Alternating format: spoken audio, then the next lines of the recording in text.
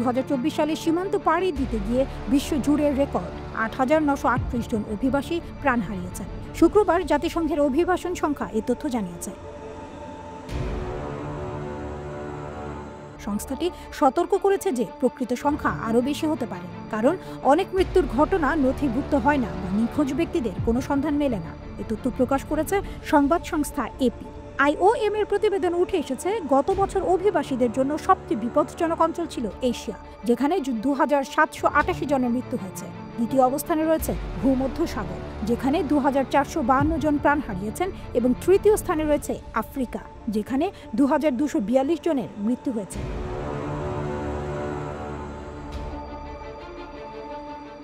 এছাড়া ক্যারিবীয় অঞ্চলে 341 জন, ইউরোপে 233 জন এবং কলম্বিয়া ও পানামার মধ্যবর্তী দারিয়েন গিরিখাতে 174 জনের মৃত্যু রেকর্ড করা হয়েছে।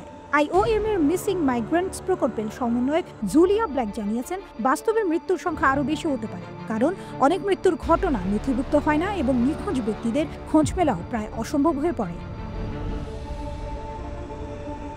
অন্যদিকে যুক্তরাষ্ট্রের নেতৃত্বাধীন অর্থ সহায়তা সংকটের কারণে IOM তাদের গুরুত্বপূর্ণ জীবন রক্ষাকারী কর্মসূচির অনেকগুলো বন্ধ করতে বাধ্য হয়েছে। এর ফলে বিশ্বের লাখো অভিবাসী নতুন করে সংকটে পড়বেন। বিশেষজ্ঞরা এই গুরুতর অভিবাসন সংকট মোকাবেলায় আন্তর্জাতিক সম্প্রদায়কে দ্রুত মানবিক পদক্ষেপ গ্রহণের আহ্বান জানিয়েছেন।